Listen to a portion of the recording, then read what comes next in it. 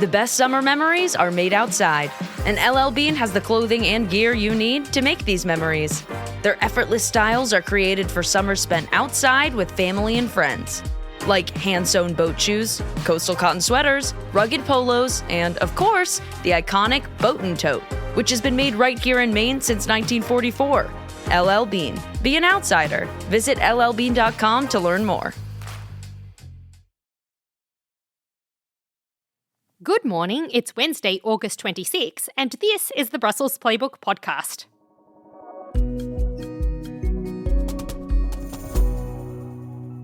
The vibe in Brussels today is conflicted as the EU wants to go green, protect its factories, and remain an open trading partner, while France and Germany can't agree on how to do any of that. Also on the pod, Brussels is rattled by another burst of gun violence. And if you travel through the Channel Tunnel often, rejoice! By the end of the decade, there could be a train every 15 minutes. I'm Zoya Sheftalovich, and with me today is our senior EU politics editor, Ian Wishart. Hey, Ian. Good morning, Zoya. How are you? I'm rejoicing.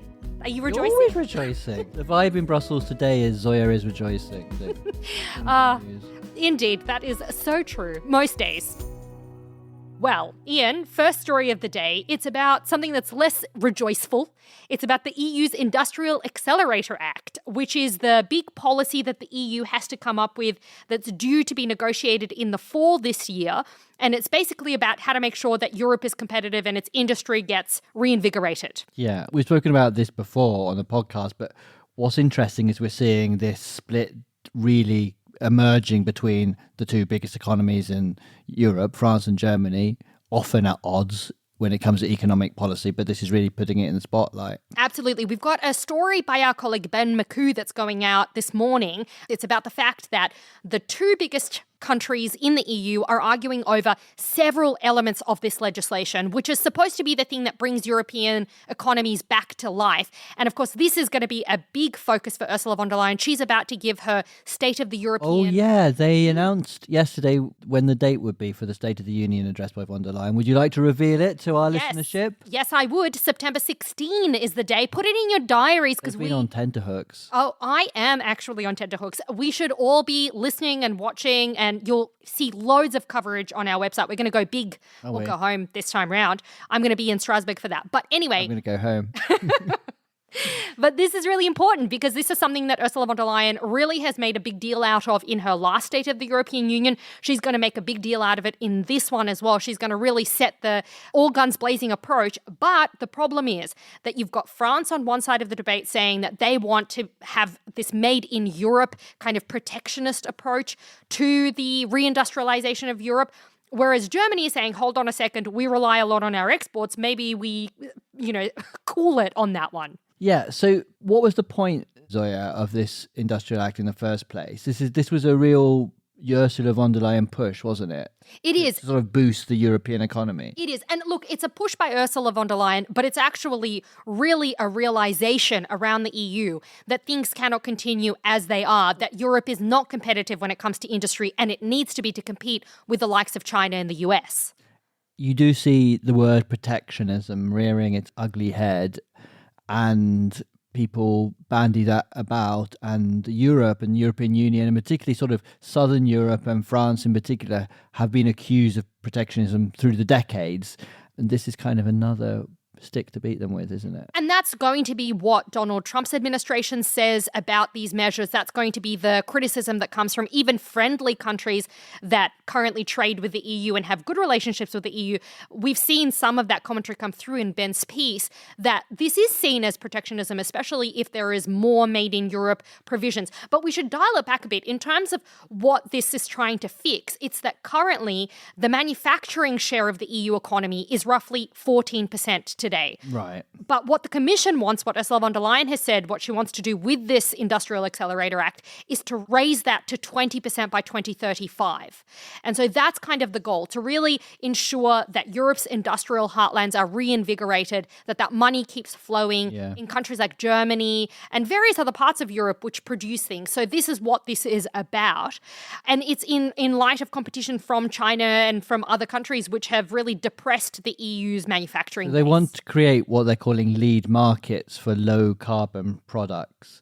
this would include procurement quotas for things like European cement and aluminium and that kind of thing. That's right. And this is the key here. So it's not just about competitiveness. It's not just about ensuring that manufacturing grows. It's about ensuring that low carbon manufacturing grows. So what they want to do is make sure that this is kind of an environmentally green policy. This was part of Ursula von der Leyen's green agenda. Although, interestingly, as Ben points out in this story, the original title of this Industrial Accelerator Act had the word decarbonisation in it. Yeah, of course. Yeah, it was the Industrial Decarbonisation Accelerator Why did they drop Act. that word?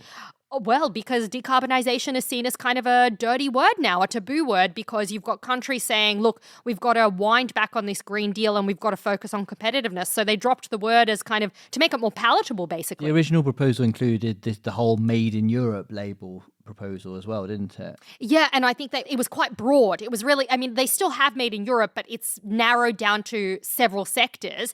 That's kind of a council compromise that's doing the rounds right now. The original one was quite broad, and it was going to be applying to lots of things, including steel as a clear example. And the fact is that steel is a very sensitive area because you've got Donald Trump's administration always very sensitive to anything that touches steel. You've got India, which is a big EU trade partner, and we've got this new trade deal with India as well. It's a big trade partner on steel. They don't like anything that hits them on steel. So the EU has sort of quietly parked that for the moment, although there is pushback. The assumption being that that's to placate Donald Trump. Yeah, and essentially to stop him from slapping tariffs on Europe in the way that he is wont to do. Yeah. Anyway, look, the big question here is whether these two big powers are going to be able to come together and what sort of compromise we're going to get once this all starts rolling in the fall. Zoya, we wanted to say something as well about Mario Draghi linked to this, didn't we? Mario Draghi, of course, the former president of the European Central Bank, in recent years has been working for the Commission on competitiveness, basically, and how to make the European economy more competitive. And we've got some news out this morning concerning him, haven't we? Yeah, that's right. Draghi is back with a vengeance. I mean, he's famously the author of the Draghi report, which everyone kind of brings out every so often. Ursula von der Leyen shakes it around and says, look, this is how we be competitive. He was actually among the kind of chief proponents of this kind of push to reindustrialize Europe. And I was hearing in conversations that he has not been very happy with the progress that the EU has made when it comes to the implementation phase of his report. It does feel like his report has been ignored. I mean, I know that's a bit of an extreme thing, maybe an exaggeration, but not a lot has happened. No, and there have been analyses, including ones we've done, looking at what proportion of the report has already been implemented and what's in train, and it is relatively low. So I think he's got reason to be annoyed, but he's been so annoyed that he's launched this new think tank called the Rhine Group, along with the co-founder of Stripe, Patrick Collison. What's Stripe? Stripe is a payments kind of startup. Right. And basically the group is wanting to push. They want to put more pressure on the EU and on European countries to kind of up their game when it comes to implementing the Draghi report. So that's quite an interesting little development this week.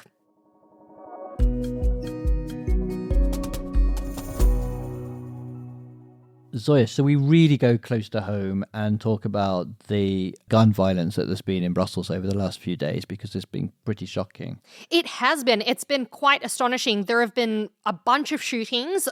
Every day, basically, there have been new shootings. Right near where I live in Saint-Gilles. Near where I live, actually, also. You and I both in Saint-Gilles dodging bullets and gunfire. Anderlecht has had shootings. Molenbeek has had shootings. So there have been heaps of them. Some have actually been right near the Gare du Midi, where the main train station of Brussels is. So it's been quite significant in lots of parts of town. 57 shootings have been recorded across Brussels so far this year. That's huge, isn't it? 2 killed, 21 injured. Last year, there were 100 shootings, 8 people killed.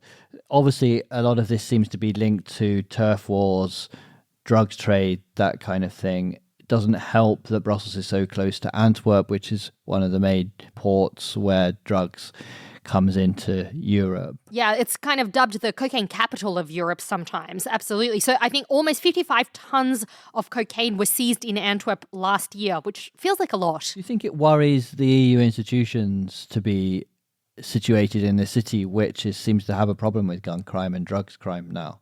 I think there is generally this sense when you live in the Brussels bubble that you're kind of inoculated against it because it is a bubble here. We all live in kind of small areas in the centre of town. I live in Saint-Gilles. If I didn't read this, I wouldn't know this sort of gun violence. It is does seem to be isolated into certain areas. Yeah. But I do think that there is a general awareness of this now, especially because there has been such an uptick in this violence. I was just on the tram on my way to work yesterday and people all around me were talking about it and, talking about the fact that like this is pretty crazy, this uptick in violence. I mean, it's in broad daylight some of these shootings have happened. Someone is bound to eventually get into the crossfire. So it's certainly a topic of conversation. It's become a big political kind of fight as well here. You've got the Interior Minister, Bernard Canton, who's saying that this is kind of a sign that things are working, that there's more police operations, they're disrupting the gun business, and that's what's causing this uptick in violence. And then you've got other politicians coming in and saying, hold on a second, like this is a huge problem, and what are you going to do about it? Because this is the capital of Europe, and it's every night is a shooting. Yeah, and, the local politicians want more resources. The mayor of Saint-Gilles has said he wants 80 extra officers just for the police area around Midi. Local mayors say the drugs war in Brussels has to be treated as a national problem, not a local one. There's that tension again between national and local politics in Brussels. Yeah, I'd love to hear from our Brussels-based listeners. Have you folks witnessed any of these incidents? What have you seen in your neighbourhoods? Do you feel safe? Or, if you're living in Anderlecht or Saint-Gilles or in Molenbeek, what's your experience of living there? Or are you just kind of blissfully unaware that this is going on?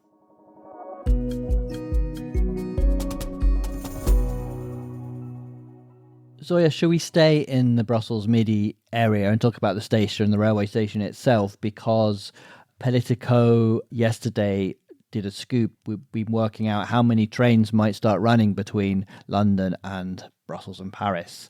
And other EU capitals, I think, as well. Could be 15 minutes, one train every 15 minutes. Through the Channel Tunnel? Yeah. Oh, that's not too shabby. I feel like this podcast has become a train enthusiasts podcast. Well, maybe people listen when they're on the train. Honestly, I'm here for it. We are train fans here at the Brussels Playbook podcast. Anyway, so basically currently the Eurostar operates around 25 return services a day through the tunnel.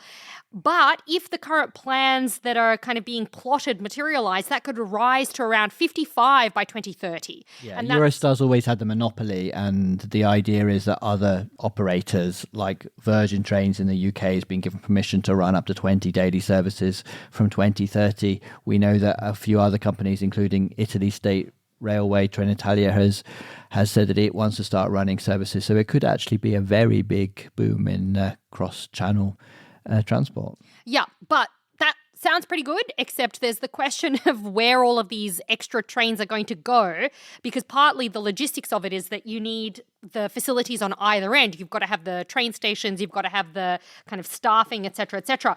And you're waiting in a queue at Midi to get to London. I can tell you it's not the most pleasant place to be waiting. Yeah. With a queue trailing out the station into the cold. Yeah, but apparently there is some work afoot, not so much at Midi, but in London at St Pancras. There's some work afoot to kind of make things more comfortable, create more seating, and presumably, build it and they will come, and this is the reverse of that. They will come and then you'll have to build it, But the question I've got is this going to make tickets cheaper? I hope so, because I want to go home and watch the football.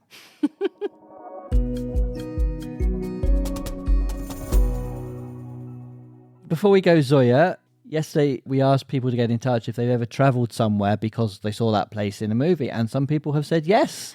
I don't believe it. Tell us more.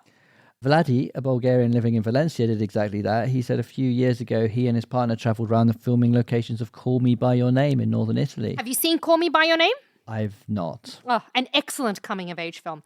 So Vladi has written, it was a lovely trip which took us outside the usual tourist destinations. There you go. And there was another listener who's written in. Have they not given us their name, Dionys? Oh, they haven't given us their name. But anyway, they said they went to see The Field of Dreams, which is based in Iowa. And then they went to Iowa. And they said that for Europe... Great story. Thanks, Zoya. No, because this person has said for Europeans who only go to touristy places in the US, Iowa is a beautiful state. Lovely. Have you been to Iowa? I don't think so. Well, you should maybe fix that. Go see the Field of... Have you seen the Field of Dreams, Ian? I have not. No. Oh, Jesus. Dionys, have you seen the Field of Dreams? No. Oh, my God. I'm with a bunch of heathens, listeners. I can't believe these two men in this booth are telling me they've never seen these classic films. All right, well, folks, it's been lovely speaking with you today. Over the last half an hour. Honestly, I'm just glad it's not as rough as it's been the last few days, Ian. Thanks for hanging on and listening to us. Still going on and on. I want to tell people no, because we need the ratings, Ian. We need people to rate us. They need to subscribe and tell their friends and share on WhatsApp. Folks, don't listen to Ian. He's a naysayer and a negative Nancy. And smash that subscribe button. Bye.